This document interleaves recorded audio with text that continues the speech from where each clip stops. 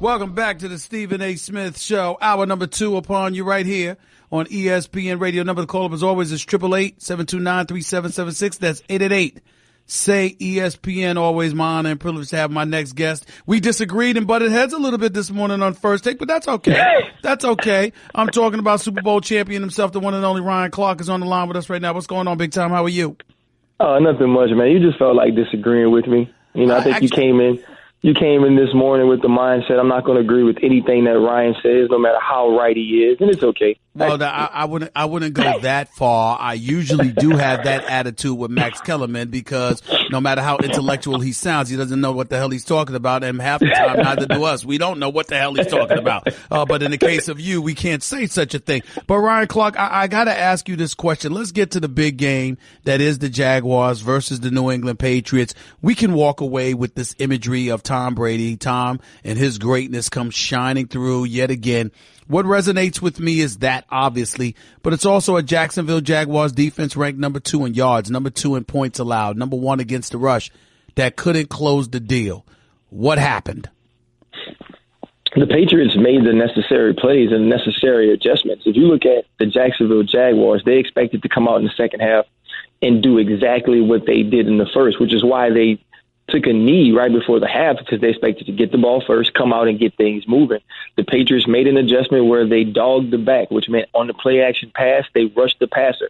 And so they allowed their defensive backs to not only not have to cover as long, but to play a little more press man, be in the face of the wide receivers. The Jags never made an adjustment. Their adjustment was to just give the ball to Leonard Fournette against a packed box. And so now you go to the other side, you lose Gronkowski. So you have to find somebody else to make plays. Danny Amendola owned the middle of the field against the Jacksonville Jaguars with the quick crossers, with the running the back line in the back of the end zone when Tom Brady hits him on the second touchdown. He made the plays offensively. Now you go defensively. James Harrison with the big sack. Stephon Gilmore with a heck of a play on the ball that Max Kellerman is saying was underthrown, but you're talking about a guy chasing a player from the right side of the field to the left sideline, getting air and making the one-hand pass deflection. Now, you have a chance as the Jacksonville Jaguars, Stephen A., on 3rd and 9 to get the ball back. You know the New England Patriots want to run the ball to make you use your last time out, and you give up 18 yards because the Patriots, they make blocks, they get to the second level, but when you're the second-ranked defense in the NFL, when you're the guys that are saying, you know, you're going to be playing in the Super Bowl and you're going to win it, you have to make that play, you have to make that stop and give Blake Bortles a chance, and they just didn't do it. Well, it's interesting because you brought up how Danny Amendola owed the middle of the field. Basically, what you explained earlier, Gronkowski goes down. You know with the corners that Jacksonville has, New England and their personnel on the outside, that wasn't going to work for New England, so they were going to have to attack the middle of the field. How do you let Amendola do what he ended up doing if you're Jacksonville's elite defense? I think, you know, it's a matter of play call. It's a matter of understanding how you'll be attacked. You have to know that they won't go at Ramsey on the outside. They won't go at Boye on the outside. They're going to use the middle of the field, not only because you're so good as Jacksonville at the corner, but where is the player that Tom Brady is most comfortable with? He's on the inside, and Danny Amendola once Gronk is out. And they utilized everything they could to make sure the middle of the field was open, whether it was James White vacating out of the backfield, Tom Brady using his eyes to get Miles Jack to come off, to get Telvin Smith to extend a little bit so you hit Danny Amendola for 18 yards across the middle on a 3rd and 18. They did everything correct, and Jacksonville never had an adjustment off of it because of the play design of Josh McDaniels and the New England Patriots. And when you're put together the way the Jacksonville Jaguars are, through the draft and through free agency, you have to commend them. But those players didn't make the plays in the fourth quarter that they're expected to make because of their talent and also because of what they put on film throughout the year. We're talking to Ryan Clark right here with Stephen A. on ESPN Radio. Let's get into the NFC Championship game and what we witnessed. You want to give the Eagles all the credit in the world. I'm certainly not trying to take anything away from them. Nick Foles was absolutely sensational, but I'm seeing a 53-yard touchdown to Alshon Jeffrey where he was wide open. I'm seeing a Torrey Smith scoring the flea flicker. I'm seeing Zach Ertz with a 36-yard pass scampering down the left sideline. These are things that I did not see the Minnesota Vikings give up all year long, with the exception of one play. All year long, we didn't see this from the Minnesota Vikings, but it happened last night at Lincoln Financial Field in Philadelphia. How do you explain that?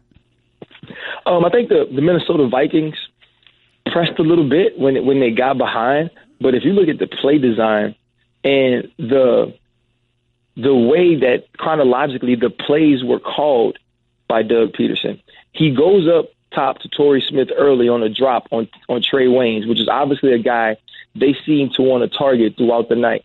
He gets the drop, but he stays with it. Then you go to some RPOs, getting the ball, run pass options, getting the ball out of Nick Foles' hands very quickly. Then you come with the double moves. You see the dig and go by Alshon Jeffrey when he beats Terrence Newman. Nick Foles makes room in the pocket, throws a strike down the field. Also the flea flicker to Torrey Smith. You watch Trey Waynes. He looks in the backfield. He stops. Torrey Smith takes off. It's a dime by Nick Foles.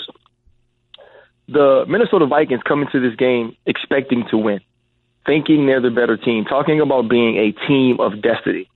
Well, after you go down and score, you're feeling really good. You drive right down the field, and Chris Long makes an amazing play.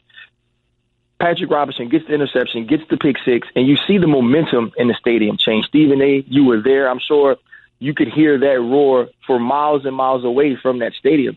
And the game changed on that play. And after that, Doug Peterson got rolling, the Eagles got rolling, the fans got involved, and the Minnesota Vikings had a look of bewilderment, a look of not being able to figure out how to stop this avalanche of the Philadelphia Eagles. And you have to give the Eagles credit for their preparation, their ability to stick to the game plan, but also the ability to execute. How good do you feel this Philadelphia Eagles defense is? Because this isn't Case Keenum that they're going to be going up against in the Super Bowl. It's going to be Tom Brady. You know, I'm still nervous. And here's why I say that. Nervous for who? For the Philadelphia Eagles. Okay. Here's why I say that. This team at home has been amazing throughout the year. The difference in the points they give up scoring and the turnovers that are created between home and away is monumental. Now, I know this is a neutral field game, but I do think they find comfort playing in Lincoln, playing in Philadelphia. And if you look at Seattle, Los Angeles, New York Giants, down the stretch, away from Philadelphia, this team didn't play very well. They didn't play very well outside the numbers at the corner position. They didn't rush the passer extremely well. And now you go against Tom Brady. You don't have the comforts of being in your home stadium. Will these guys step up? Will they make the plays necessary as we've seen them do the last 2 weeks of the playoffs? And I need to see them go out and do it. How this game starts early on, how they match up with Gronk, whether he split out, with Hogan, with Cooks, how the corners do. Do they get pressure on Tom Brady? Do they move him off of his spot? What happens in the first quarter will tell the tale of this game, because we know if you take the Patriots into deep water, there's enough people on that defensive line of rotation that they won't get tired like the Atlanta Falcons. But if you lose it early, if you can't stay close early, this game could be a blowout. If New England were to lose to the Philadelphia Eagles in Super Bowl 52, what would be the reason in your estimation? Prognosticating, looking ahead. To me, if they lose, that means the front four, Fletcher Cox, Chris Long, Barnett of the Philadelphia Eagles dominate this game. Whenever we see Tom Brady struggle, it's because he's getting pressured up the middle and there's press man-to-man coverage outside. It only works if you move Tom Brady off his spot. It only works if Tom Brady doesn't have time. If they lose this game, much like the Super Bowls against the New York Giants, it'll be the ability to create a pass rush, the ability to hit Tom Brady and force him into bad throws. If they can do that up front, that's the only thing that gives the Philadelphia Eagles a chance. Before I let you get on out of here, and we're talking to Ryan Clark, NFL analyst for ESPN, right here with Stephen A. on ESPN Radio. Steve Wilks, defensive coordinator for the Carolina Panthers, is rumored to be the next head coach for the Arizona Cardinals. Assuming it goes down like that, what are your thoughts about that hire? I think it's a good hire. I'll be honest, and you know, both of you and I have been unapologetic about supporting black coaches. Yes, sir. And the opportunities, them getting opportunities, absolutely. Yeah. Absolutely. We've been, and so I think this is awesome. I think this is an opportunity where the Arizona Cardinals went about finding their coach the correct way, went about the interview process the correct way. Went into the interview process saying, we're not going to recycle coaches. We're going to find the best coach for our team. And if you look at the pieces they already have defensively, the people they have there, now you bring in a coach who understands that, but also a coach who has been with a winning program, who has seen Cam Newton, who has seen Ron Rivera and these different people be successful. I think this is a great move by the Cardinals and hopefully a great move for Coach Wilkes. Thanks a lot, buddy. Continue the great work. I'll see you soon, probably on NFL Live today, right? Yes, sir. All right. Keep it going, my man. Thank you so much. Have a good one. All right, my man. The one and only Ryan Clark right here with Stephen A. on ESPN Radio. Number to call, as always, is 888-729-3776. That's 888-SAY-ESPN. Still lots to get into in regards to the AFC and NFC championship game. Super Bowl 52, the New England Patriots rematch against the Philadelphia Eagles dating back to 2004 when they both met in Jacksonville. You know, when Donovan McNabb was out on the field doing well, but still throwing up in the process. And Terrell Owens on one leg was balling better than anybody, but the Eagles still managed to lose. What's going to happen in this upcoming Super Bowl? It's too early to make predictions, but that shouldn't stop anybody from giving you your initial thoughts about this. So we'll get into that, plus some more NBA stuff. LeBron and the Cavs, a world of trouble. The Golden State Warriors, are they in some trouble in light of what we're seeing from the Houston Rockets? So much NBA stuff to get into as well. And obviously NFL with Super Bowl 52. Now we know who's playing against one another. You are listening live to the Stephen A. Smith Show, ESPN Radio. Attention shoppers, clean up on aisle 14. Clean up on aisle 14. Someone dropped a jar of pickles. Pickles. Kosher pickles. Beatboxing at a big box store. Surprising. What's not surprising? How much you could save by switching to Geico. A red minivan has the lights on in the parking lot. Geico. 15 minutes could save you 15% or more. Geico. You're listening to the Stephen A. Smith Show podcast. ESPN Radio is presented by Progressive's Home Insurance. Get your quote at progressive.com today. Welcome back to the Stephen A. Smith Show right here on ESPN Radio. Number to call as always is 888-729-3776. That's 888-SAY-ESPN. It's time for Straight Talk, brought to you by Straight Talk Wireless. Best phones, best networks. No contracts. Look, you know, I watched the Golden State Warriors, the reigning defending NBA champions, go up against the Houston Rockets Saturday night. And I must confess to you, I got real excited to see CP3 and James Harden. You got to remember, James Harden, just a game earlier, had come back from a 7-game absence. He was on a minutes restriction, 30 minutes. I loved watching D'Antoni say, damn that. We trying to win this game. And with 4 minutes left, put James Harden right back up in there. I loved that. And that big shot he hit over Steph Curry, it is what it is because James Harden is a superstar. It's just that simple. But the thing about it is watching CP3 play the way that he's played, I don't know about anybody else, but Chris Paul's an MVP candidate to me. When you look at the way Houston is balling, and you look at what the Clippers are without him, and you look at how Houston seems fit to go up against the Golden State Warriors, Golden State's still a favorite. I still don't see Golden State losing a series to the Houston Rockets, but I must admit I am intrigued. I can't front with that. I'm definitely intrigued. I can't omit that. I can't dismiss that. I'm definitely intrigued. It's important to point that out. But on First Take this morning with my man Max Kellerman, one of the questions that we asked was whether or not the Golden State Warriors or the Cleveland Cavaliers, which team was in more trouble. Max said Golden State because he considers Houston to be that big of a threat. I'm an OKC guy, but I'm not dismissing Houston either. I think the problem with OKC is their bench. That starting five, I think they'd be hell for Golden State. I really do. But you need to rest at some point. And the Raymond Feltons and Pattersons of the world and others, they got to be able to come through for you. And I'm not sure they can. In the case of the Houston Rockets, there's more depth, there's more shooters. And they can get into more of a shootout with Golden State than any other team. San Antonio, I don't know what the hell is going on with them right now, other than to say that Kawhi Leonard is an upstanding citizen, and the Spurs are a first-class organization. I'm not trying to cast any aspersions on anybody. But it doesn't look good when a player is complaining about the treatment he's receiving because he's basically claiming he doesn't trust your medical staff. That doesn't look good. But it's not often that we hear complaint about the San Antonio Spurs. And I can't think of a coach who's more protective of his players and their well-being than Greg Popovich.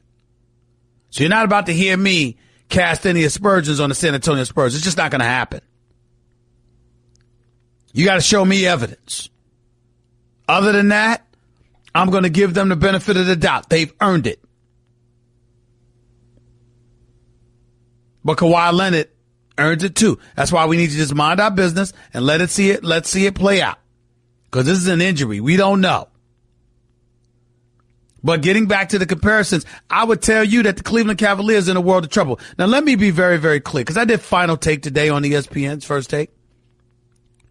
And I wanted my producers to play the Final Take for you before I really tell you what I'm trying to say. Before I get into the logistical issues involving LeBron, let me first tell you what I'm saddened by as it pertains to Coach Tyronn Lue for the Cleveland Cavaliers. This was my Final Take today on ESPN's First Take, which airs every weekday at 10 a.m. Eastern Time, 7 a.m. Pacific. This is my Final Take. Listen to what I have to say here.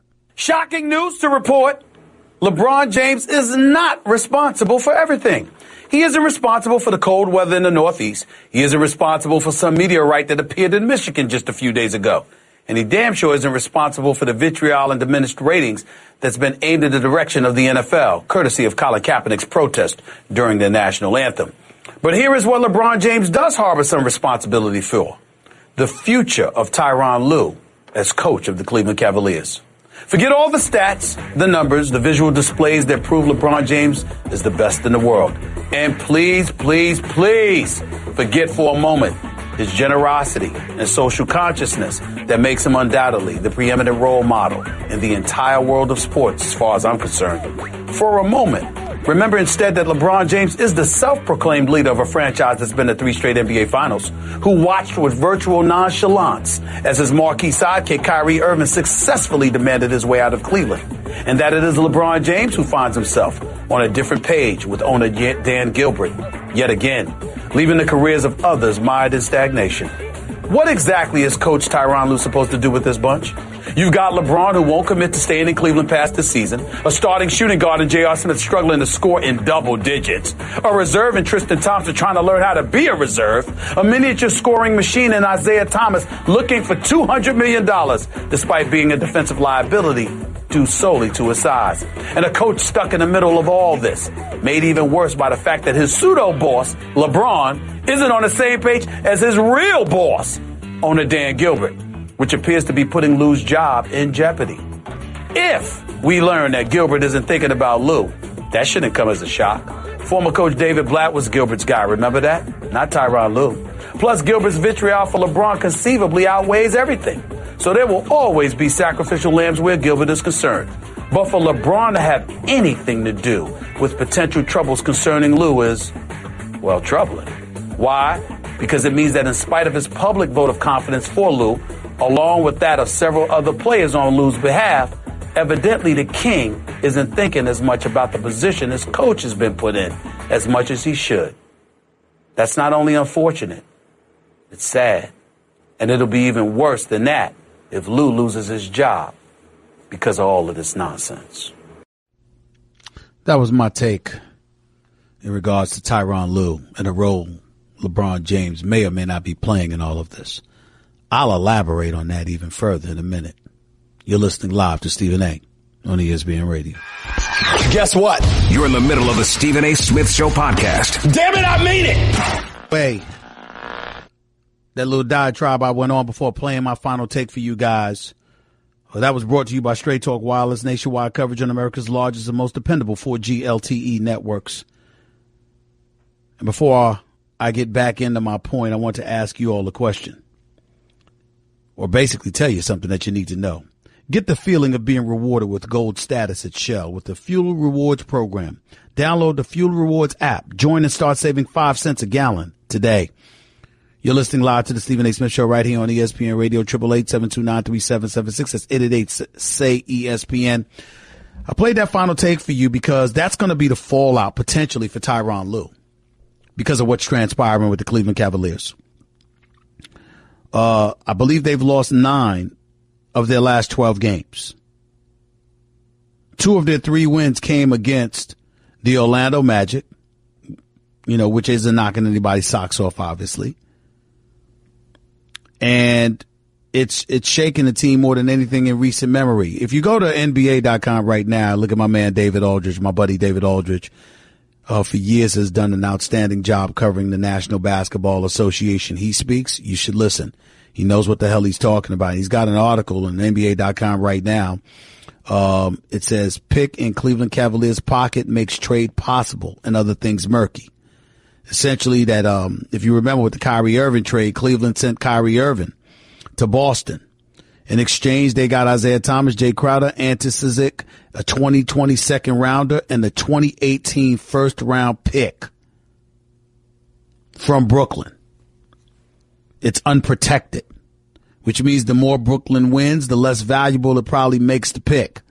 See, what happens is this. Kobe Altman is a rookie general manager for the Cleveland Cavaliers. And if he wants to make a move to improve the team, he needs to give up that 2018 first round pick. The problem with that is he's got to get the approval of Dan Gilbert. Dan Gilbert, while not impossible and resolute in his unwillingness to let go of the pick, rather, he's not resolute with that. The point is, he's relatively defiant because his mentality is, why should I do a damn thing for LeBron James? This is what's going on in Cleveland. LeBron James is the greatest player in the world, who's been 8 straight NBA finals. LeBron James spoke to Dan Gilbert before the season began, when the Cleveland Cavaliers were interested in entertaining Kyrie's demands to be traded. LeBron told Dan Gilbert he wants to stay with the troops that we have. He's ready to go to war with them. He spoke out against letting go of Kyrie. Dan Gilbert wasn't trying to hear it because Dan Gilbert in exchange asked LeBron James, are you willing to commit to the next 3 to 5 years? And LeBron was not willing to commit. So Dan Gilbert said, damn that. If that's the case, we're going to fall apart anyway. So let me use some assets that we have available to us and go from there. And that's what he used Kyrie for, to get what he got in Isaiah, in Crowder, in Cizic, in a 2020 second rounder, and in the unprotected first round pick from Brooklyn for this coming June. And the reason why you see Gilbert playing hardball, and the reason why I wrote the final take that I wrote, is because Tyronn Lue is stuck in the middle of this garbage. So is Kobe Altman, the general manager. Kobe Altman is a rookie GM. He's a rookie GM. You got the best player in the world on one side and the man that cuts your checks on another. Say what you want about Dan Gilbert, but you can't say he doesn't cut the check. The man has given LeBron everything LeBron has asked for, with the exception of what transpired this summer with Kyrie. And the reason he didn't capitulate to LeBron's wishes with Kyrie is because LeBron would not commit. Now, LeBron is not wrong for not committing. It's his future and it's his life. And he steps on the court every day and shows you he's the best in the world. So we get that part. But the flip side to it is that LeBron is concerned about his future. And it's had a contagious effect on the rest of the team. Because while LeBron is worth over $500 million, and while LeBron has money out the wazoo, and while LeBron is set for generations and has all the power in the world as a professional athlete, there's a bevy of others with no such luck. J.R. Smith can't score in double digits barely to save his life. He's your starting shooting guard. Because he was perplexed and a bit chagrined that he was relegated to the bench once D. Wade arrived. Took him a little while to get over that. Still hasn't found his shot. Kevin Love's trying to adjust to being in the starting lineup, playing a 5 as opposed to playing a 4 like he customarily played. Tristan Thompson is a reserve, still trying to learn how to be a reserve because he never had to be a reserve before. Plus, he's with a Kardashian. Make of that what you will. Isaiah Thomas is looking for a $200 million contract or close to it, but he's 5'9" and he's a defensive liability. And if you didn't know that before, you damn sure know it after Saturday night. Now, I hope he gets paid because the brother could play, and he deserves money because he's been underpaid for years. But we all know how this works. They use an excuse to lowball you, and they'll have some for him this summer. And then, of course, you got a situation where you got all of that going on and Tyronn Lue stuck in the middle. Because all of those different agendas are things that he has to maneuver through while still answering to a pseudo boss in LeBron and a real boss in Dan Gilbert who cuts the checks. And LeBron coming out, well, he supports Tyronn Lue. Oh, whatever. And I'm not questioning that he supports him because I know he does. I'm just saying it means nothing because it's not going to stop Gilbert from doing what Gilbert wants to do. And I sincerely doubt that LeBron James is going to cut a check for Tyronn Lue, paying him what Gilbert's paying him. So what you really, really need is for LeBron and Gilbert to get on the same page, but it doesn't seem like that's possible unless LeBron is willing to commit to Cleveland for years to come, which he clearly is not willing to do. That, to me, is endangering everything because Toronto is no joke. DeMar DeRozan's got a jump shot now.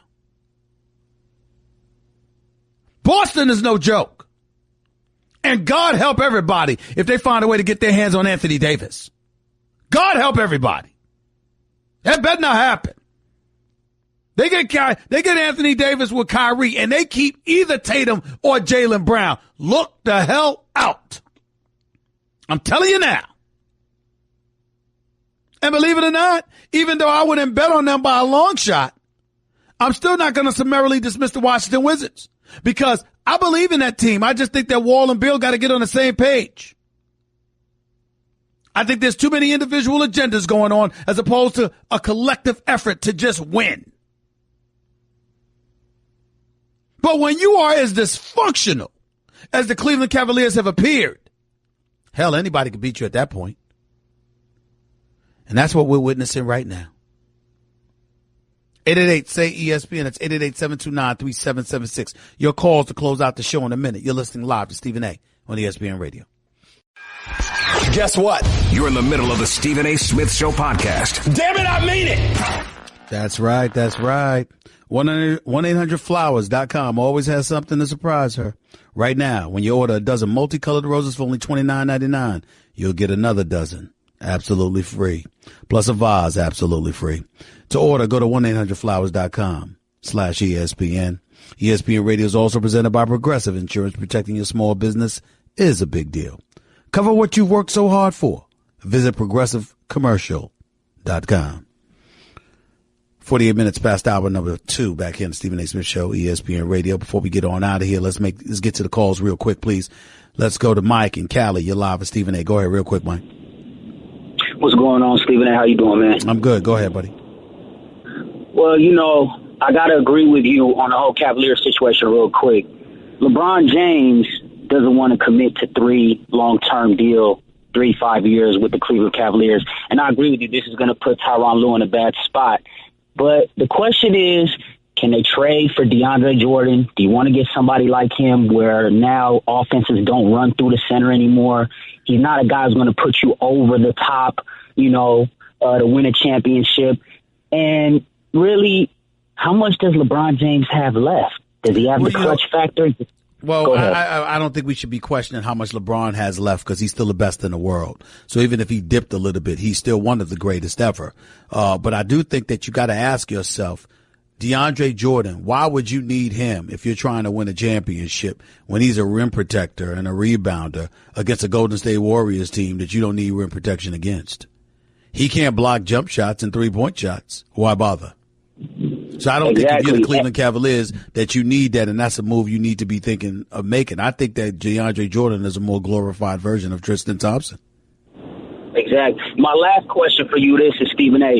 Is there any way they can trade that 2018 unprotected picks from the Nets, maybe Tristan Thompson and Kevin Love, to get Anthony Davis, even though Anthony Davis is due $25 million next year? It might be possible. It depends. I mean, listen, well, Kevin Love's right up there. So certainly if you talk about the combination of Kevin Love with Tristan and a 2018 first round pick, you know what? I mean, that's something. But then again, you got to ask yourself this question. Is Anthony Davis going to want to stay in Cleveland if LeBron is gone? Because if LeBron is gone, then Anthony Davis is just in a different situation in a colder city than New Orleans. That's the way to look at it. Appreciate the call. Jay in Arkansas, you're live with Stephen A. Go ahead. Hey, what's up, Stephen A? Yeah, I'm calling about the Cleveland thing, too. Tyronn Lue, I think he is in a bad spot, but do you think it's because maybe he's not getting that rotation right on these guys and everybody wants playing time and all that? You know? I don't think he is. I don't think he's getting a lot of things right, but I don't know if it's entirely his fault. It's his responsibility. But when you look at the guys that are in the way that they're playing, they just don't play defense. They're just not playing defense. They give up 148 points Saturday, man. 140. How the hell do you score 124 points and still lose by 25? Oh, that's crazy. That don't make no damn sense. Let me say this one other thing.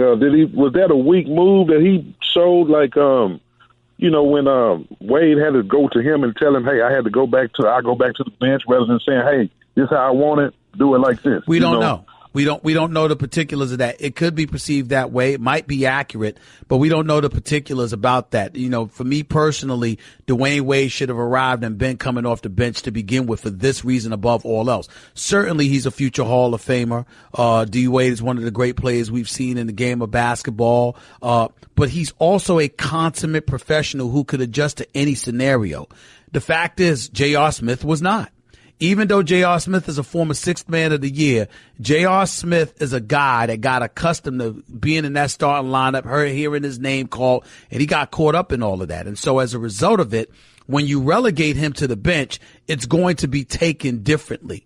Tyronn Lue, if he's guilty of anything, it's that he should have known that D. Wade would be able to handle a role coming off the bench much, much better than J.R. Smith at this point in his career. He should not have had to figure that out once he tried something new. He should have known that wasn't going to be something that J.R. was going to be able to handle. That's just my personal opinion. But other than that, I respect the hell out of Tyronn Lue. It's just that I think he's in an untenable situation right now, and I don't know how it's going to pan out for him right now because I really don't know whether or not Dan Gilbert is going to sit up there and get rid of him just to spite LeBron. I don't put nothing past Dan Gilbert right now. I really don't. Let's go to Jordan in Washington. You're live with Stephen A. Real quick, Jordan, go ahead. Hey, what's going on, Big Time? I'm good. Talk to me.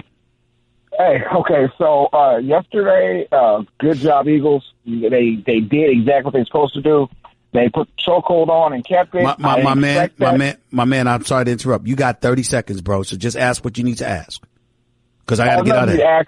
And then Tom Brady, he's as great as he is, so that would be awesome. And one more thing. 13 years ago, when the Eagles played the Patriots, my baby girl was born. She is now 13. She turned 13 yesterday. Is there any way you can give her a shout-out birthday for me? What's her name?